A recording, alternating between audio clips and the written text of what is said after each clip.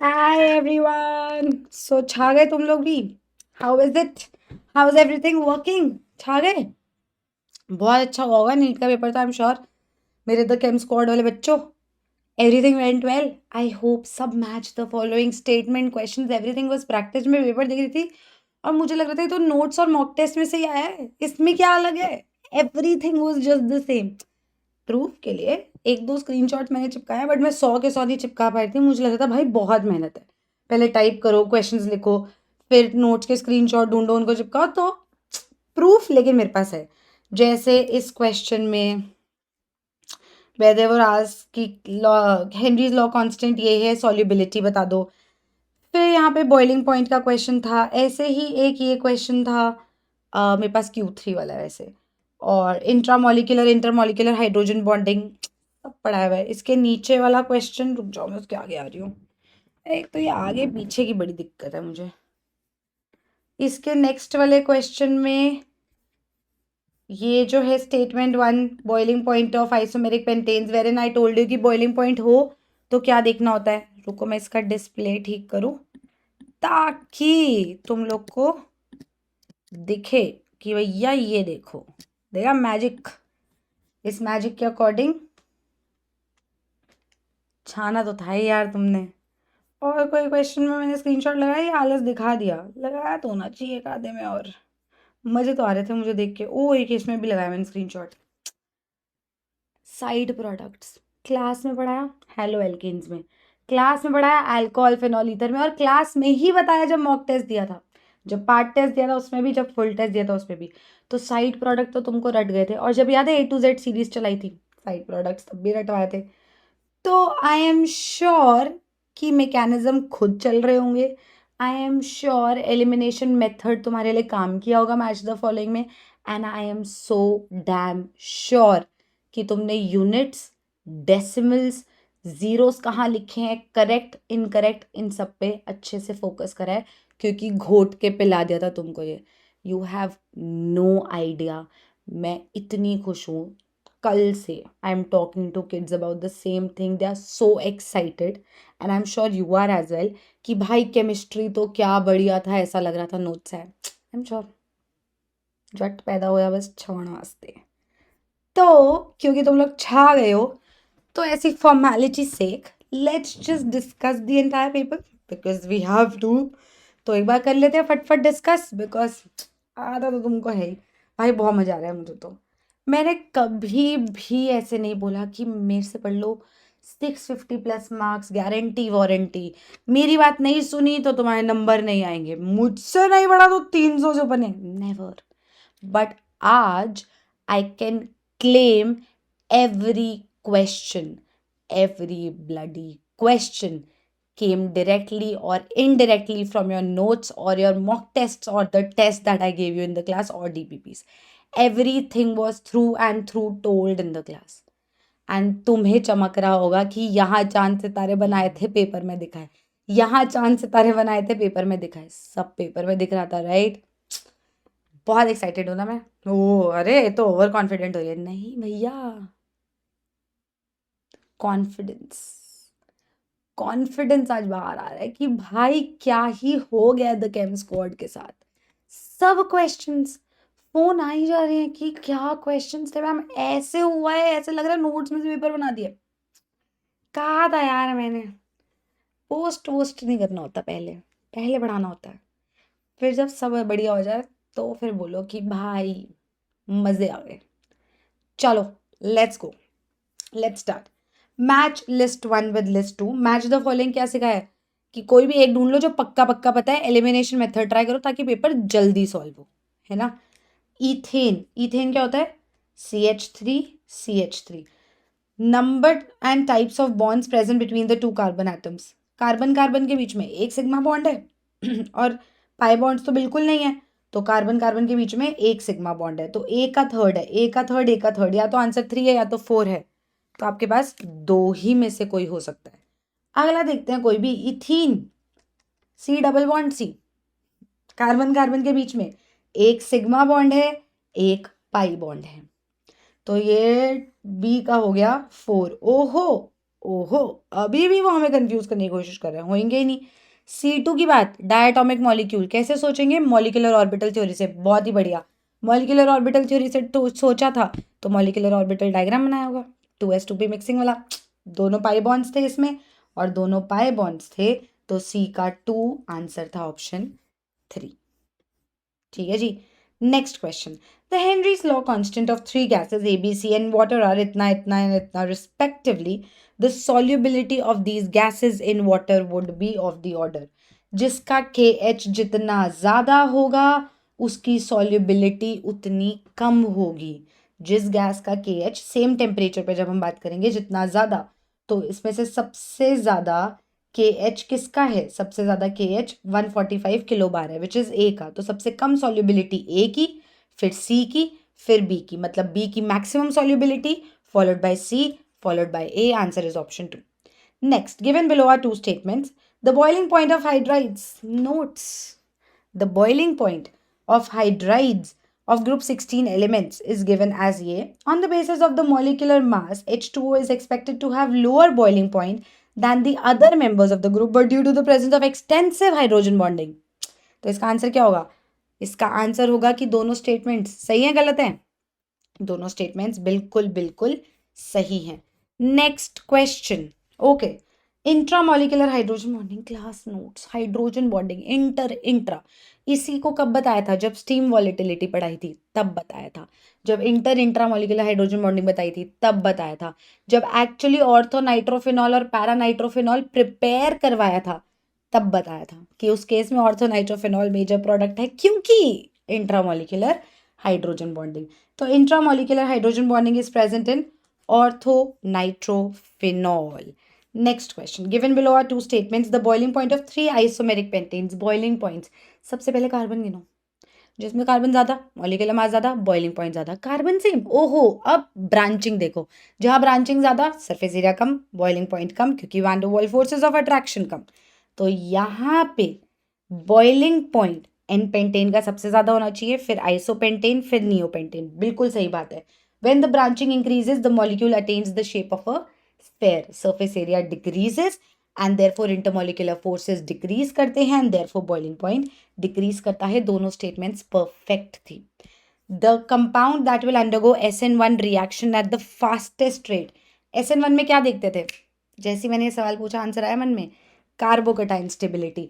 और कार्बोकटाइन मतलब ये बॉन्ड तोड़ा ये कार्बोकटाइन, ये बॉन्ड तोड़ा ये कार्बोकटाइन, ये बॉन्ड तोड़ा ये कार्बोकटाइन, ये बॉन्ड तोड़ा ये कार्बोकटाइन। ये कार्बोकटाइन कौन सी है? बनते ही तो प्राइमरी है। ये कार्बोकटाइन सेकेंडरी है, दो कार्बन है ना आसपास। ये कार्बोकटाइन तो बनेगा ही नहीं, पार्शियल डबल बॉन्ड कैरेक्टर। और ये कार्बोकटाइन बेंजीन के साथ वाले कार्बन पे है, प्लस इस पे CH3 लगा हुआ है। तो 2 डिग्री बेंजाइलिक कार्बोकटाइन है। इन सब में से सबसे ज्यादा स्टेबल है because of resonance and because of the hyper conjugation that's present. Next question, which of the following alcohols reacts instantaneously with Lucas reagent? 600 बार तो करा ये क्वेश्चन। इंस्टेंटेनियसली कौन रिएक्ट करता है भाई लूकास रिएजेंट के साथ? 3 डिग्री अल्कोहल। 3 डिग्री अल्कोहल जिस कार्बन से OH जुड़ा है वो आगे 3 कार्बन से जुड़ा होना चाहिए। Answer was option 4। Next question, 1 gram of sodium hydroxide was treated with 25 ml of 0.75 molar HCl solution. The mass of sodium hydroxide left unreacted. दो चीजें, दोनों के अमाउंट सब हमें पता है, लिमिटिंग रिएजेंट का क्वेश्चन है जिसमें सोडियम हाइड्रोक्साइड एक्सेस में है, इसका मतलब तो इसके मोल्स निकाल लो। इसके मोल्स कितने आएंगे? मोलैरिटी इनटू वॉल्यूम इन लीटर्स। मोलैरिटी है 0.75, वॉल्यूम है 25/1000, इतने मोल्स हैं इसके। इसके मोल्स कितने हैं सोडियम हाइड्रोक्साइड के? Number of moles of NaOH कितना है? 1 मोलर मास। तो ये मोल्स जब हम कैलकुलेट करेंगे तो हमारे पास वैल्यू आएगी 0.01875 मोल्स, और 1/40 होता है 0.025। तो इन दोनों मतलब इक्वल मोल्स में रिएक्ट करता है। NaOH ज़्यादा है, ये कम है, तो number of moles of NaOH left कितना होगा? टोटल कितने हैं माइनस, रिएक्ट इतने ही करेंगे जितने HCl के मोल्स हैं, 0.01875 बचेगा 0.00625 मोल्स, जिसको मल्टीप्लाई करेंगे हम किससे, मोलर मास ऑफ NaOH से, तो हमारे पास आ जाएगा 0.25 grams. Molar mass of NaOH है 40 ग्राम पर मोल, ठीक है। तो 0.25 ग्राम्स, या फिर मैं बोल सकती हूँ 250 milligrams. Answer is option 2। Answer is option 2। Next question, arrange the following elements in increasing order of the first ionization enthalpy. Down the group ionization enthalpy घटती थी, left to right ionization enthalpy बढ़ती थी। Same period वाले लोग हैं, थोड़ा ध्यान से देखना था। सेकेंड पीरियड वाले लोगों में क्या गेम था अलग, याद आ गया, थोड़ा सा कॉन्फ़िगरेशन का गेम था। कितनी बार ये क्वेश्चंस कराए हैं, मॉक टेस्ट में कराए हैं, क्लास में कराए हैं, रिवीजन वीडियोस में कराए हैं, सेम क्वेश्चंस। तो फर्स्ट आयनाइजेशन एंथैल्पी निकालनी है। लिथियम होता है 1s2 2s1, बेरिलियम होता है 1s2 2s2, बोरॉन क्या होता है 1s2 2s2 2p1, carbon 1s2 2s2 2p2 and nitrogen is 2p3। ठीक, लेफ्ट टू राइट बढ़नी चाहिए, बट बेरिलियम की बोरॉन से ज्यादा होती है because of the stable configuration. ये होता है, फिर कार्बन, फिर नाइट्रोजन। देखो भैया कौन है ऐसा, beryllium carbon nitrogen. Answer is option 2। Next, the most stable कार्बोकटाइन, जितना ज्यादा उसको इलेक्ट्रॉन डोनेटिंग ग्रुप्स आसपास होंगे उतना स्टेबल होगा। रेजोनेंस से डोनेट करें, बहुत बढ़िया। रेजोनेंस नहीं दिख रहा है तो हाइपर कॉन्जुगेशन, फिर इंडक्टिव। ठीक, तो यहाँ पे ये कार्बोकटाइन है जिसके आसपास कितने अल्फा हाइड्रोजन्स हैं, यहाँ पे 2, यहाँ पे 1, 3 अल्फा हाइड्रोजन्स हैं।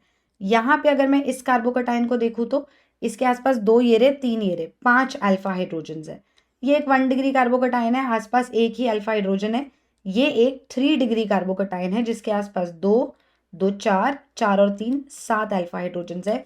मोस्ट स्टेबल कार्बोकटाइन, आंसर आ जाएगा ऑप्शन 4। ठीक है जी।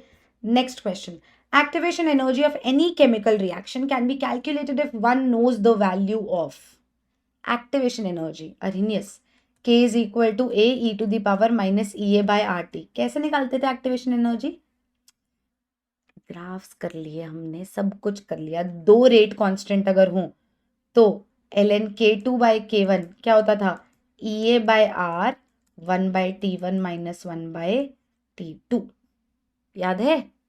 हायर टेम्परेचर था T2, लोअर टेम्परेचर था T1।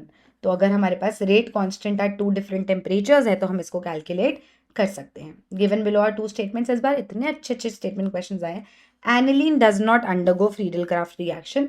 Aniline can not be prepared through Gabriel synthesis. 2 अलग टॉपिक से, ये अमीन्स की प्रिपरेशन और ये है जो इलेक्ट्रोफिलिक एरोमेटिक सब्सटीट्यूशन है, and we have done both amazingly well. ये क्लास नोट्स में से हैं दोनों क्वेश्चन। एनिलीन क्यों गैब्रियल सिंथेसिस नहीं दे सकता, क्योंकि उसमें एक पॉइंट ऐसा आता है जहाँ पे SN2 मैकेनिज्म होता है, याद है, थैलेमाइड सिंथेसिस होती है ना, एक पॉइंट ऐसा आता है जहाँ पे ये होता है, फिर ये अटैक करता है RX पे, ये लीविंग ग्रुप लीव करता है तो ये R इस पे जुड़ता है, फिर हाइड्रोलिसिस होता है तो ये RNH2 निकलता है, याद है। लेकिन एनिलीन क्यों नहीं प्रिपेयर हो सकता, क्योंकि ये बॉन्ड नहीं टूट सकता, it would not undergo SN2 mechanism. Any halobenzene wouldn't undergo SN2 mechanism ना, बॉन्ड नहीं तोड़ेगा पार्शियल डबल बॉन्ड कैरेक्टर की वजह से, तो नहीं देगा। और फ्रीडल-क्राफ्ट रिएक्शन क्यों नहीं देता, क्या होता था फ्रीडल-क्राफ्ट रिएक्शन में, do you know the logic, do you remember the logic, कुछ भी ले लेते हैं।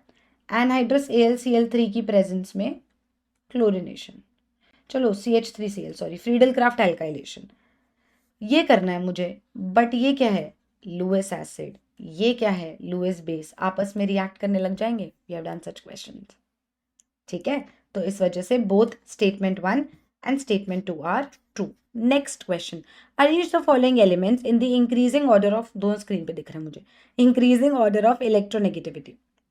Increasing order of electronegativity, left to right electronegativity बढ़ती है, डाउन द ग्रुप घटती है। तो सिलिकॉन कार्बन से तो कम है, silicon is less then carbon in electronegativity. यहाँ बात करते हैं, समझ आ गया होगा, लेफ्ट टू राइट बढ़ती है, fluorine is the most electronegative element, तो इसका आंसर आ जाएगा silicon, carbon, nitrogen, oxygen, fluorine. Answer is option 1। देखते ही होना चाहिए था ये question. Match list 1 with list 2, good question, very nice question, थोड़ा तो सॉल्व करवा रहे हैं तुमसे, गुड।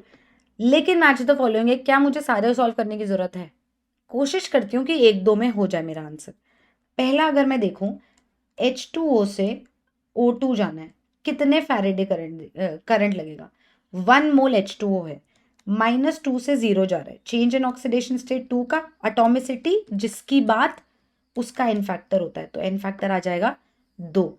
तो number of moles into n factor is equal to Q by F, तो चार्ज आ जाएगा 2F, तो 1 A का आ गया 2, A का 2 जो है वो या तो 1 हो सकता है या तो 3। बहुत बढ़िया, 50-50 हो चुका है। अब देखो दोनों ही ऑप्शंस में B अलग है, तो अगर मैं B कैलकुलेट कर लूँ तो मुझे पूरा क्वेश्चन करने की जरूरत है ही नहीं। MnO4 माइनस से Mn2 प्लस, इसकी बात हो रही है 1 मोल इसका, जिसकी बात उसका एन फैक्टर, तो यहाँ पे एन फैक्टर कितना आ जाएगा? चेंज इन ऑक्सीडेशन स्टेट +7 से +2 जा रहा है, 5 का चेंज, एटॉमिसिटी 1, एक आयन में एक ही Mn है, मतलब मैंगनीज है, तो एन फैक्टर आ गया 5। 1 × 5 is equal to Q by F, Q की वैल्यू आ जाएगी 5F, तो B का आ गया 4th आंसर। दिख गया तुम्हें अपनी, सॉरी, आंसर दिख गया तुम्हें अपनी आंखों के सामने? Option 1 is the correct answer. Elimination method से फटफट हुआ होगा question. Match list 1 with list 2 again. ये क्वेश्चन देख के तो थोड़ा अच्छा लगा होगा कि अरे क्या दे दिया, ये तो हम देख के कर लेंगे, है ना। शक्ल देखी, क्वेश्चन करा, आओ फटाफट करें। NO2 दिख रहा है, क्या करता है NO2? एम्बिडेंटेट लिगेंड है, दोनों तरफ से, N से भी जुड़ सकता है, O से भी जुड़ सकता है, ऐसी वाली चीज को लिंकेज आइसोमेरिज्म कहते हैं। तो A का 2, ऑप्शंस 2 एलिमिनेट हो गए, फटफट क्वेश्चंस होंगे फटाफट। A का 2 या तो ये हो सकता है या तो ये हो सकता है।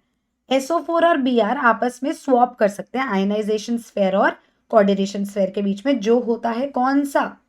जो होता है आयनाइजेशन आइसोमेरिज्म। तो B का हो गया 3, आंसर आ चुका है। फिर भी अगर जानना है तो ये कोऑर्डिनेशन आइसोमेरिज्म, और इसमें क्योंकि पानी वानी का गेम है तो सॉल्वेट या हाइड्रेट आइसोमेरिज्म का पार्ट होता है। 65 का आंसर है 1। Next, match list 1 with list 2, इतने मैच द फॉलोइंग, ये पूरा बॉन्डिंग से। बॉन्डिंग में गलती तो नहीं करके आए ओवर कॉन्फिडेंस में? ए बॉन्डिंग नहीं यार, बॉन्डिंग तो शक्ल देखो, मैकेनिज्म लगाओ, क्वेश्चन सॉल्व। NH3 कैसे सॉल्व करना था? सबसे पहले स्टेरिक नंबर निकालना है, half of number of valence electrons 5 plus monovalent 3, 4 आ गया स्टेरिक नंबर, मतलब ये sp3 हाइब्रिडाइज्ड है, 3 बॉन्ड बना रहे, एक लोन पेयर होगा, ट्राइगोनल पिरामिडल, तो A का तो 1 है, या तो आंसर ये है। अरे क्वेश्चन खत्म भाई साहब, कुछ नहीं करा तुमने, A का 1 देखा, आंसर तुम्हारी आंखों के सामने है। बाकी तुम्हें किसी भी ऑप्शन में और डाउट हो ना तो तुम कमेंट सेक्शन में बता सकते हो, मैं तुम्हें समझा दूंगी 2 सेकंड में, ठीक है। Next, which plot of ln k versus 1/t is consistent with Arrhenius equation? k is equal to a, Arrhenius से 2 क्वेश्चन आ गए यार, right. ln k is equal to natural log of a minus ea by rt, y is equal to c plus mx, where slope क्या है? Minus ea by r, slope negative है, तो slope negative है तो slope नीचे जाएगा, ये आ गया answer. Answer is option 4। Next, the energy of an electron, इसको थोड़ा सा जूम इन कर दूं क्या? The energy of an electron in the ground state n is equal to 1 for helium ion is इतना, then that for an electron in n is equal to 2, थोड़ा typing error मुझसे भी हो जाता है ना, अकेली छोटी बच्ची जानू मैं, बिल्कुल छोटी सी, तो मेरे को पूरा काम करना पड़ेगा, इसीलिए तो लेट भी हुआ। तुम लोग फोन पे फोन भी कर रहे थे, छोड़ो मैं बातें करने लगूंगी। The energy of an electron in the ground state for helium ion is इतना, then that for electron in n is equal to 2 state for beryllium ion, beryllium ion में एनर्जी की गेम बतानी है, -2.18 इंटू 10⁻⁻18 Z²/n², जूल्स में अगर खेलें तो, है ना। तो ये एनर्जी हो जाएगी, लेकिन हम इसको कांस्टेंट ही रहते हैं क्योंकि हम तो रेशो में खेलने वाले हैं। चलो इसको ऐसे लिखे रहने देते हैं। हीलियम की बात करें तो Z की वैल्यू 2, ग्राउंड स्टेट मतलब N1, तो हीलियम आयन के लिए -2.18 इंटू 10⁻⁻8। अगर तुम एनर्जी में -13.6 वाला लेते तो वो यार वो जूल में नहीं है ना, तो इसलिए ये वाला फॉर्मूला लेना है, ठीक है। तो -2.18 इंटू 10⁻−18, z कितना है भाई साहब, 2 का स्क्वायर, मतलब 4 लिख दूँ सीधा, डिवाइडेड बाय 1 स्क्वायर, और डिवाइडेड बाय सीधा यहाँ लिख दो ना, energy of beryllium ion would be equal to -2.18 into 10⁻−18 into beryllium ion कितना होता है, एटॉमिक नंबर 4, 4 का स्क्वायर है 16, डिवाइडेड बाय n2, 2 का स्क्वायर 4, ये और ये कट जाएगा, तो ये आ जाएगा energy of helium ion upon energy of beryllium ion is equal to 4/16, denominator का डिनोमिनेटर है तो ये 1 आ जाएगा। तो energy of helium ion upon energy of beryllium ion, मतलब इनका रेशो 1:1 है, मतलब अगर इसका -x है तो इसका भी -x ही होना चाहिए। In which of the following processes entropy increases, एक एग्जाम्पल नहीं छोड़ा था हमने दुनिया का जिसमें एंट्रोपी बढ़ रही है, डाउट हो कि घटेगी तो नहीं, और बढ़ रही है। मॉलिक्यूल टूट रहा है, एटम्स बढ़ रहे हैं, गैशियस एटम्स बढ़ रहे हैं तो एंट्रोपी बढ़ेगी ही बढ़ेगी, तो डी तो आंसर है ही, तो आंसर इनमें से है। 2NaHCO3 से Na2CO3 plus CO2 plus H2O, H2O भी आई थिंक गैस में था, है ना, ये में थोड़ा सा एरर हुआ है, H2O भी गैस में था। तो अब ये देखो सॉलिड से गैसेस ज्यादा बन रहे हैं तो एंट्रोपी बढ़ेगी बढ़ेगी, सी भी है आंसर में, तो सेकंड भी नहीं हो सकता। अब आंसर या तो 3 है या तो 4 है, तो सीधा ए को देख लेते हैं। A liquid evaporates into vapours, entropy बढ़ेगी ही बढ़ेगी, तो आंसर इज ऑप्शन 3।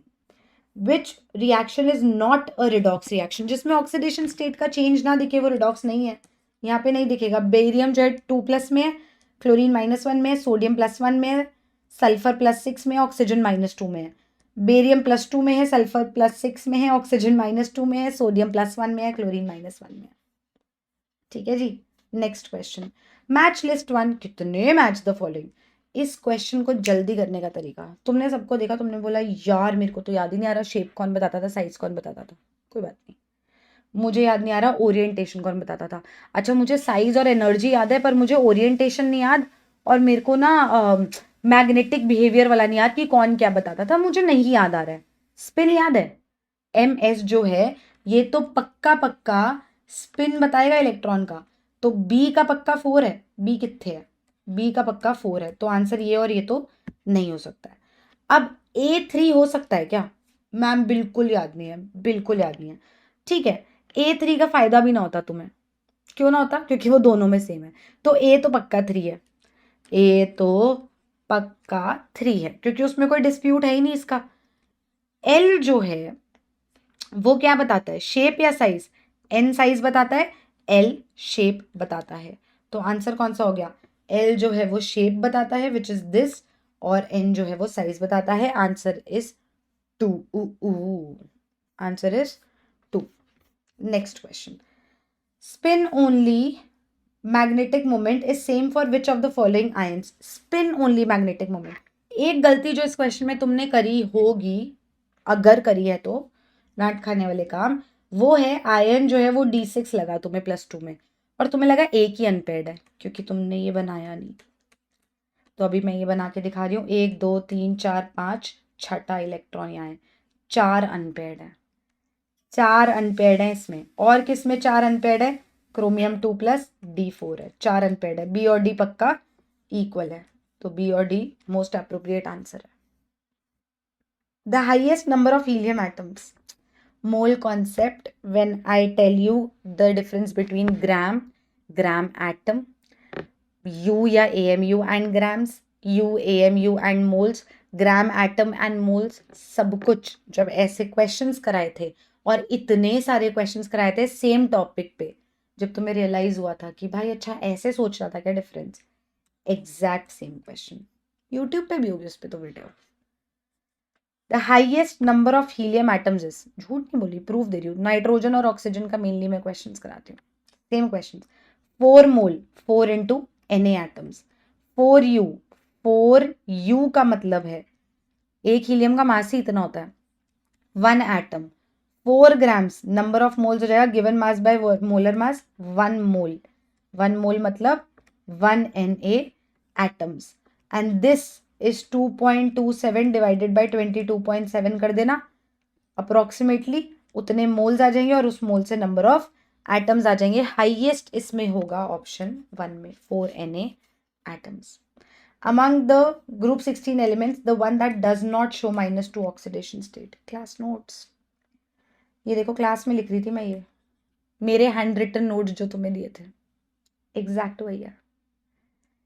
जब ऐसा क्वेश्चन दिखा और नहीं समझ आ रहा, पी ब्लॉक पढ़ के नहीं गई कि यार छोड़ना यार बहुत बड़ा है पी ब्लॉक, पता नहीं क्या पढ़ना है. ये पता है ऑक्सीजन -2 दिखाता है, सल्फर -2 दिखाता है, ये तो पता है. तो ऊपर वाले दिखा रहे हैं तो नीचे की गेम होगी, और नीचे की गेम होगी और नीचे आते हैं तो मेटालिक कैरेक्टर बढ़ता है, इसका मतलब पोलोनियम नहीं दिखाता होगा. This is how logic works. When you know enough, you can apply that logic in the questions you don't even know anything about. That's how chemistry works. ठीक है. Next question. The E naught value for Mn3 plus Mn2 plus couple is more positive than for Cr3 plus Cr2 plus or Fe3 plus Fe2 plus. यार A D block में पढ़ाया हुआ, inorganic में notes में दिखा सकती हो. Exact same चीज लॉजिक भी बताया था. Mn3 प्लस में वो किस ऑक्सीडेशन स्टेट में है, D4 में. Mn2 प्लस में वो D5 में जा रहा है, स्टेबल कॉन्फ़िगरेशन में जा रहा है, इस वजह से पॉजिटिव पोटेंशियल दिखाता है वो. ठीक है जी. Answer was option 3. The reagents with which glucose does not react और टेस्ट नहीं देता है. ग्लूकोज इनमें से किसके साथ रिएक्ट नहीं करता है? शिफ्स रिएजेंट के साथ रिएक्ट नहीं करता है और NaHSO3 के साथ नहीं करता है. NaHSO3 बल्कि चीज़ों के साथ इजीली रिएक्ट नहीं करता था. और ग्लूकोज मॉलिक्यूलर स्ट्रक्चर देख लो बल्कि है, प्लस उसका जो हेमिएसिटल स्ट्रक्चर है. Answer was 3. Next question. Identify the correct reagents that would bring about the following transformation. यहां से यहां जाना है. ऑर्गेनिक. यहां से ऐसा क्या करें कि इस कार्बन पे OH आए. अगर मैंने इसकी हाइड्रेशन कर दी तो बीच वाले कार्बन पे OH आएगा कार्बोकटाइन स्टेबिलिटी के अकॉर्डिंग ना. फिर तो ऑक्सीडाइज करोगे तो कीटोन बनेगा. अगर मैंने हाइड्रोबोरेशन ऑक्सीडेशन किया तो खराब वाला प्रोडक्ट मेजर मतलब इस पे आएगा OH. ये सिंगल बॉन्ड हो जाएगा CH2CH2OH. और इसकी फिर ऑक्सीडेशन करी तो एल्डिहाइड आना चाहिए. PCC वाली ऑक्सीडेशन करी so proud, but alkaline KMNO4 करी तो काम नहीं करेगा क्योंकि वो कंप्लीट ऑक्सीडेशन करके क्या बना देगा, एसिड. तो आप इसमें पहले हाइड्रोबोरेशन ऑक्सीडेशन करते हो, खराब वाला अल्कोहल मेजर प्रोडक्ट बना के उसकी माइल्ड ऑक्सीडेशन करके एल्डिहाइड बना देते हो. Answer was 2. Answer was 2. Next question. In which of the following equilibria Kp and Kc are not equal? पूरे YouTube पे सीरीज थी केमिकल इक्विलिब्रियम की, उसमें बताया था, क्लास में बताया था. मॉक टेस्ट में क्वेश्चन दिखेगा, एग्जैक्ट क्लास में क्वेश्चन दिखेगा. ठीक है. In which of the following Kp and Kc are not equal. Delta Ng जहां 0 ना हुआ वहां पे दे आर नॉट इक्वल, वरना दे आर इक्वल. यहाँ पे डेल्टा Ng इक्वल टू 0 नहीं है, 2 - 1 1 है. बाकी हर केस में देखो डेल्टा Ng इक्वल टू 0 है. Answer was A. नोट्स में तो आया पेपर, मुझे तो मजे आ रहे हैं. तुम्हें भी शायद खुशी का अंदाजा नहीं है, but I am so happy. I have a proof now. Notes में से पेपर आता है, ढंग से पढ़ाओ तो. A compound with a molecular formula of, तो मेरे मामी ने थोड़ी बनाया पेपर, इसलिए आया क्योंकि मैंने ठीक से पढ़ाया था. A compound with the molecular formula of C6H14.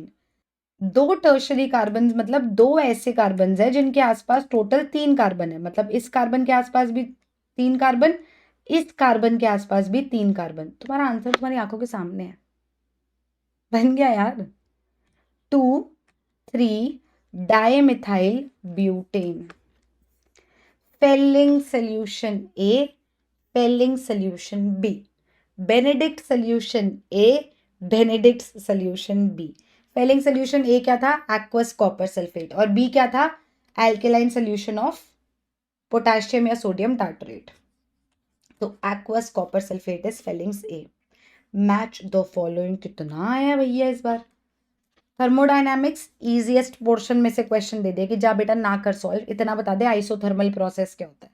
Isothermal process constant temperature, isochoric constant volume. हो गया क्या आंसर? ए का 2, बी का 3 हो गया यार। फिर भी बता देती हूँ, आइसोबारिक जो होता है वो constant pressure, adiabatic no heat exchange. वो मेरा फोन जाता अभी। Given below are two statements, heating system बड़ी आवाज कर रहा है आज। Given below are two statements, both ये एंड ये कॉम्प्लेक्सेस आर ऑक्टाहेड्रल। तो मजा आ रहा है मुझे तो पेपर देख के यार। आई होप तुम्हें भी आया था।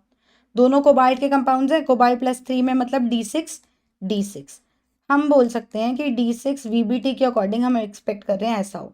पर अगर एक स्ट्रॉन्ग लिगेंड है तो वो इन इलेक्ट्रॉन्स को पेयर करा देगा, इनर ऑर्बिटल कॉम्प्लेक्स बनवाएगा D2sp3।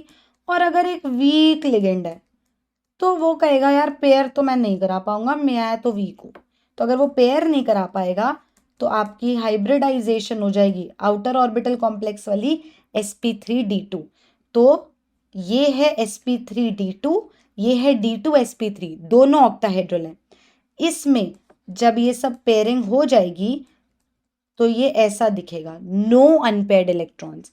ये डायामैग्नेटिक है बट यहाँ पे 4 अनपेयर्ड इलेक्ट्रॉन्स हैं, ये पैरामैग्नेटिक है। तो yes they are octahedral but they differ in their magnetic behaviour.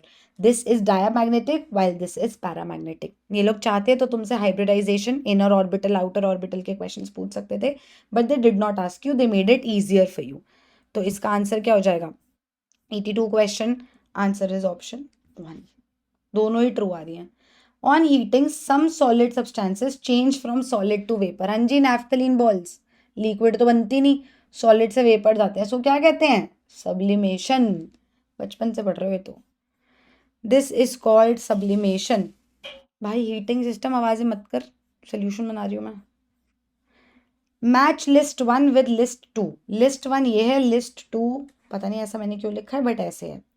ये ओजोनोलिसिस हो रहा है, और ये अगर ओजोनोलिसिस हो रहा है तो ओजोनोलिसिस रिडक्टिव वाला ये आपकी आंखों के सामने है। तो ए का 4 है, ए का 4, ए का 4, तो ना तो 2 हो सकता है ना 4। एलिमिनेशन से आप पेपर जल्दी अटेम्प्ट कर पाते हो क्योंकि आपको चीज़ें पता है, आपको मैकेनिज्म्स पता है, आपको लॉजिक पता है, तो आप उसको ईजिली अटेम्प्ट कर लेते हो। इस बेंजीन रिंग पे ये भाई साहब आके जुड़े, मतलब फ्रीडल क्राफ्ट असाइलेशन रिएक्शन हुआ है, विच इज दिस।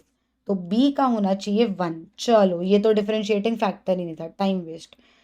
ये में ये बना दिया 2 डिग्री अल्कोहल से कीटोन, ऑक्सीडाइजिंग एजेंट डालना है। पर मैम ऑक्सीडाइजिंग एजेंट ये भी है और ये भी है। अब मैं कंफ्यूज हो गया क्योंकि 2 डिग्री अल्कोहल जो है उसमें चाहे आप माइल्ड ऑक्सीडाइजिंग एजेंट डालो चाहे स्ट्रॉन्ग डालो, उसने देना मैम कीटोन ही है। अब मैं कैसे सोचता?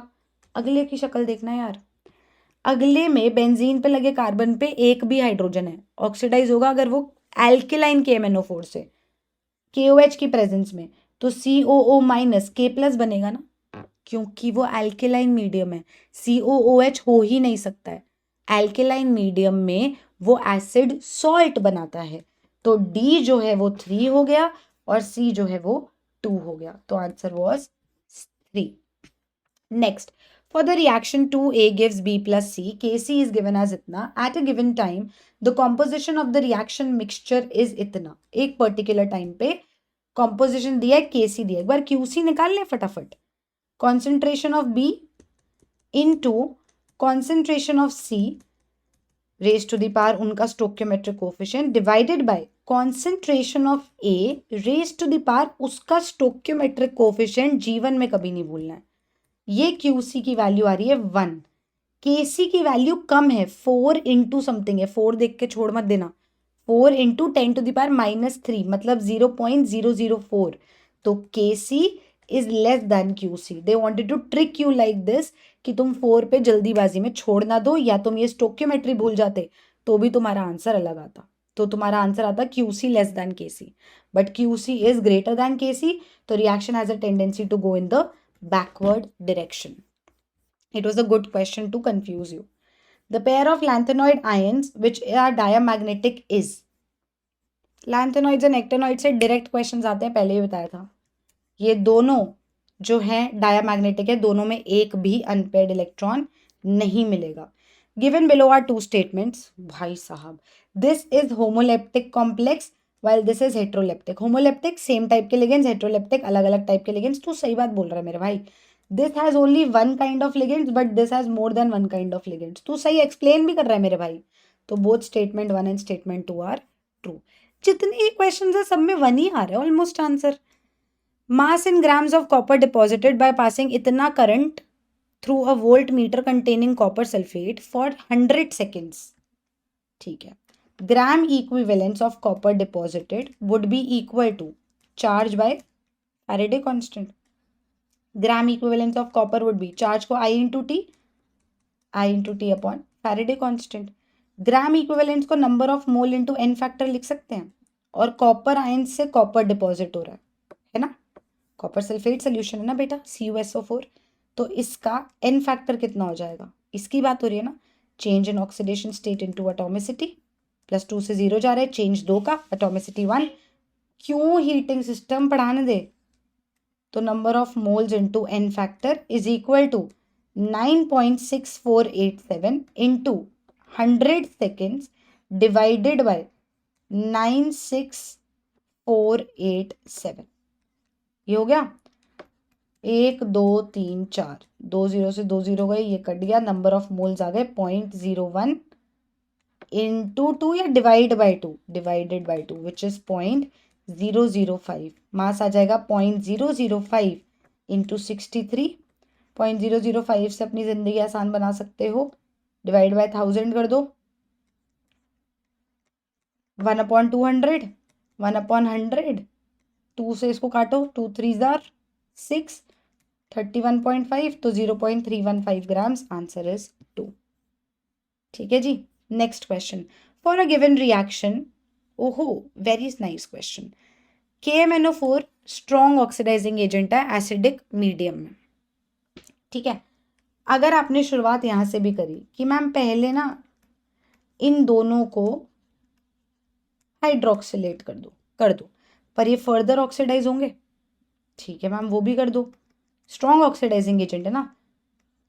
ठीक है, लेकिन यहाँ बात रुकी नहीं, रुकी क्योंकि स्ट्रॉन्ग है, ये बॉन्ड तोड़वाएगा, इसका भी ये बनेगा COOH, इसका भी COOH। मैम अब COOK क्यों नहीं बनवाया आपने, क्योंकि एसिडिक मीडियम है, फर्दर ऑक्सीडाइज होंगे, इस पे भी OH लगेगा, इस पे भी OH लगेगा। जो पर आयोडिक एसिड ऑक्सीडेशन वाली गेम थी वैसी सी ही यहाँ होगी। The products A and B obtained in the following reactions respectively are। जब भी PCl3 होता है तो साइड प्रोडक्ट होता था क्या, H3PO3, और जब PCl5 था तो साइड प्रोडक्ट था POCl3। तो ये बनेगा RCl plus POC plus H3PO3 and A is H3PO3, तो ये तो इधर होना चाहिए, और ये POCl3 4।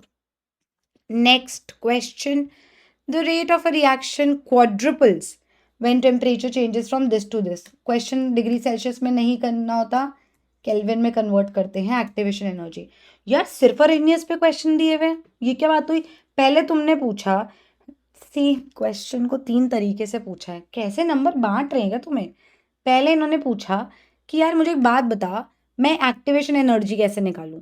तो हमने उसका आंसर दिया कि तेरे पास दो रेट कॉन्स्टेंट्स होंगे 2 टेम्परेचर पे, उससे तू एक्टिवेशन एनर्जी निकाल पाएगा। वहां तूने हमें फॉर्मूला का आइडिया दे दिया, फिर तूने हमें उसी फॉर्मूला पे ग्राफ पूछा, अब तूने सेम पेपर में उसी फॉर्मूला पे न्यूमेरिकल पूछ लिया। नहीं कौन सी बात हो रही है ये। पहले रेट कांस्टेंट K1 था जब टेम्परेचर 300 केल्विन था, 27 डिग्री सेल्सियस। फिर रेट कांस्टेंट K2 जो है वो 4 टाइम्स K1 है जब टेम्परेचर कितना है 57 प्लस 273, 10, 6 और 7 13, 330 केल्विन पे। ठीक है, तो log of K2 by K1 is equal to EA upon 2.303 into 8.314, 1/300 minus 1/330। Same formula apply करवा रहा है, बताओ। log 4 की वैल्यू 0.6021 इंटू 2.303, इसको इधर ला रही हूँ, into 8.314 is equal to EA into 330 minus 300 divided by 330 into 300। इसको यहाँ पे मल्टीप्लाई कर देना, इसको यहाँ पे डिवाइड कर देना, EA की वैल्यू आ जाएगी, पर आंसर तुम्हारा जूल्स में आएगा। फिर उसको डिवाइडेड बाय 1000 करोगे तो किलो जूल पर मोल में आएगा, और जो आंसर आएगा ऑप्शन 1, 38.04 किलो जूल पर मोल. During the preparation of Mohr's salt solution, ferrous ammonium sulfate, which of the following acid is added to prevent the hydrolysis of ferrous ions? Ferrous ions की ferrous hydroxide बन सकता है, which would be the hydrolysis of ferrous ions. To prevent that, we add dilute sulfuric acid. This is from cation anion analysis that you get. Good question from cation analysis, but तुम्हारे लिए जरूरी नहीं था ना ये करना. तो अगर सॉल्ट एनालिसिस नहीं पढ़ा है तो आई होप ये वाला क्वेश्चन छोड़ के कोई और अटेम्प्ट किया हो. Major products A and B formed in the following sequence are. आपकी आंखों के सामने एक सीक्वेंस है, ए और बी पूछा. यार ये कैसी बातें हैं यार, ये अभी PCl3 का क्वेश्चन नहीं दिया था, तो यहाँ पे PBr3 पूछ रहा, हमें पता है RBr बनेगा, तो गलत बातें हैं यार. ये तो एक ही क्वेश्चन में क्वेश्चन का आंसर भी दे रहे हैं. ये बनेगा. उसके बाद अल्कोहलिक KOH डालेंगे, अगर हीट करेंगे अल्कोहलिक KOH डाल के तो प्रोडक्ट क्या बनेगा? अल्कोहलिक KOH से यहाँ पे अल्कीन बन जाएगा. तो आंसर इज ऑप्शन ए. कैसे बनेगा अल्कोहलिक KOH से? बीटा हाइड्रोजन ये वाला जाएगा, बेटर वाली अल्कीन बन जाएगी, डिहाइड्रो हैलोजनेशन रिएक्शन होगा. ठीक है जी, answer is option 1. 3 question Arrhenius equation से आपस में लिंक्ड. पहले में तुमने हमें फॉर्मूला याद दिला दिया तो न्यूमेरिकल में अप्लाई करा दिया. जूल किलो जूल की गलती करवाओगे मैक्सिमम. आई होप तुम लोगों ने नहीं करी, बहुत डांट खाओगे. और फिर तुमने हमें PCl5 दिया और फिर तुमने क्वेश्चन दे दिया PBr3 का, PCl3 का दिया, फिर PBr3. वाह वाह वाह. The plot of osmotic pressure versus concentration. Osmotic pressure versus concentration. Pi is equal to I into CRT होता है. For a solution gives a straight line with slope इतना. Okay, the temperature at which the osmotic pressure measurement done is. तो यहाँ पे I की बात तो हम 1 ही लेंगे क्योंकि तूने उसकी बात ही नहीं करी कैसा सोल्यूशन है. तो pi is equal to CRT ले लेते हैं. Y is equal to MX, right. What versus what? Pi versus C plot किया, तो M क्या हो जाएगा? R इंटू T हो जाएगा. R T is equal to slope. Slope है 25.73 litre bar per mole, right. R की वैल्यू कौन सी लेंगे? 0.083. अच्छा दिया भी हुआ है लीटर बार पर मोल पर केल्विन. विदाउट यूनिट्स खेलो ही मत ताकि टेंशन ही ना हो. और टेम्परेचर हमें निकालना है. लीटर बार पर मोल से कट गया. टेम्परेचर आ जाएगा 25.73 डिवाइडेड बाय 0.083 केल्विन. तो इसको सॉल्व वॉल्व करोगे, ओहो डिग्री में करना है तो ये केल्विन आ जाएगा. डिग्री से केल्विन कन्वर्ट करना आता है तो केल्विन से डिग्री कितना जाएगा? -273 कर देना. सॉल्व वॉल्व करोगे यार, आंसर आ जाएगा तुम्हारे पास. इसका आ रहा था शायद 37. ठीक है. आइडेंटिफाई द करेक्ट इनकरेक्ट याद है ना, वो तो बोल्ड करके दिया है. Identify the correct answer. 3 resonance structures can be drawn for ozone. Ozone ये है, ठीक है. अगर तुमने कोऑर्डिनेट बॉन्ड नहीं बनाया तो तुमने ये बना के इस पे प्लस इस पे माइनस किया होगा, तो इसके 2 ही रेजोनेटिंग स्ट्रक्चर्स बनाए होंगे, एक बार इधर एक बार इधर. ठीक है, तो ये तो नहीं हो गया. BF3 है 0 डायपोल मोमेंट. अच्छा क्या ये सही है गलत है? नॉन जीरो लिखा है. BF3 सिमेट्रिकल है, 0 डायपोल मोमेंट है, गलत है ये. डायपोल मोमेंट ऑफ NF3 चुप रहे, 600 बार सवाल करा है. NH3 का नेट डायपोल मोमेंट एडिटिव होता है तो वो ज्यादा होता है NF3 से. कैनोनिकल फॉर्म्स, तो फिर यही होएगा आंसर. 3 कैनोनिकल फॉर्म्स नहीं होंगे. Which identify the major product C formed in the following reaction sequence. इस सीक्वेंस में मेजर प्रोडक्ट C बताना है. बता देते हैं यार, ऐसी क्या बात है, क्वेश्चन क्या है? CH3 CH2 CH2I NaCN KCN NaCN. आयनिक तो CN लगेगा. हाइड्रोलिसिस पार्शियल, आहा कंप्लीट हाइड्रोलिसिस करते हैं तो एसिड बन जाता था, मतलब यहाँ एसिड सॉल्ट, बट पार्शियल करा तो अमाइड पे रुक जाएगा. इस अमाइड में ये डाला, हॉफमैन ब्रोमोमाइड डिग्रेडेशन करा रहे हैं, CH3 CH2, एक कार्बन उड़ा दो, CH2 NH2, क्या बन गया ये, butyl amine. Answer is, sorry, propyl amine. Answer is 1। मैंने 3 कार्बन वाले को ब्यूटाइल बोल दिया, सॉरी। बहुत ही बढ़िया। Given below are certain cations, A to Z series में ऐसे 600 बार करा होगा ऐसी चीजें, फंसे तो नहीं। Given below are certain cations, I hope अगर तुम्हें सॉल्ट एनालिसिस नहीं आता है प्रॉपर सीरीज, तो तुमने ये क्वेश्चन नहीं अटेम्प्ट करा होगा, इसका ऑल्टरनेटिव ढूंढ लिया होगा जो तुम्हें मिल जाना चाहिए था कहीं ना कहीं। बट इस क्वेश्चन को अगर अटेम्प्ट करा है तो इसका आंसर है सबसे पहले इंक्रीजिंग ग्रुप ना, सबसे पहले कॉपर, फिर एल्यूमिनियम, फिर कोबाल्ट, फिर बेरियम, फिर मैग्नीशियम। तो आंसर 1 आना चाहिए। ठीक है, पूरी सॉल्ट एनालिसिस की वो कैटायंस की सीरीज आनी चाहिए उसके लिए। नहीं आती तो कोई दिक्कत थोड़ी थी, पेपर थोड़ी छूट गया तुम्हारा। द वर्क डन, दे दिया work done. Reversible isothermal expansion, isothermal temperature constant, expansion work done, negative आएगा, तो पॉजिटिव आंसर तो आ ही नहीं सकता है इस क्वेश्चन में। क्वेश्चन सॉल्व क्यों किया, 0 नहीं आ सकता, कुछ से कुछ लेके जा रहा है वो, पॉजिटिव नहीं आ सकता है। आंसर सिर्फ एक था, वो था ऑप्शन 2। पता नहीं अगर सॉल्व किया तो क्यों किया, करना नहीं था। 99 क्वेश्चन, 99 क्वेश्चन बहुत अच्छा क्वेश्चन है, बहुत अच्छा। यहाँ पे आपको इक्विलिब्रियम कॉन्सेंट्रेशंस दिए हैं, क्या हम केसी निकाल सकते हैं, क्यों, अभी बात करते हैं। डिग्री ऑफ डिसोसिएशन चाहिए ना, केसी आ जाएगा concentration of N2 raised to the power उसका stoichiometric coefficient into concentration of O2 raised to the power उसका stoichiometric coefficient divided by concentration of NO raised to the power उसका stoichiometric coefficient. तो 3 into 10 to the power minus 3 into 4.2 into 10 to the power minus 3 divided by 2.8 into 10 to the power minus 3 का square. तो 10 की power minus 3, 10 की power minus 3 और ये 2 बार 10 की power minus 3 cancel हो जाएगा।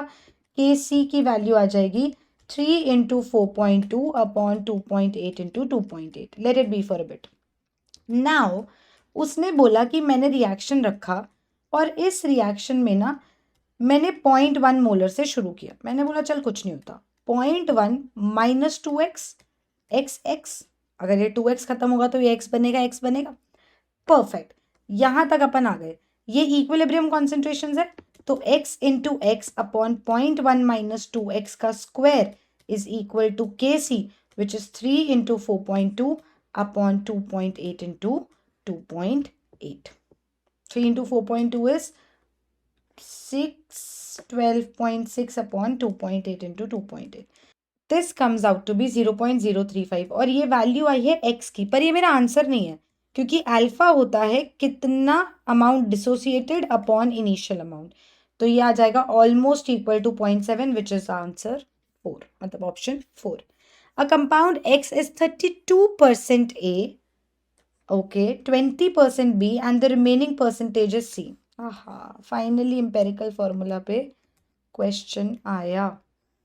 ठीक है जी, अगर टोटल परसेंटेज 100 है तो 100 ग्राम अगर हम कंपाउंड ले रहे हैं, 32 ग्राम ए है, 20 ग्राम बी है एंड बचा कितना, ये हो गया 252 ग्राम्स, तो 48 ग्राम्स बचा, 48 ग्राम्स सी है। नंबर ऑफ मोल्स कितने आ जाएंगे, given mass upon molar mass, मतलब 0.5 मोल्स।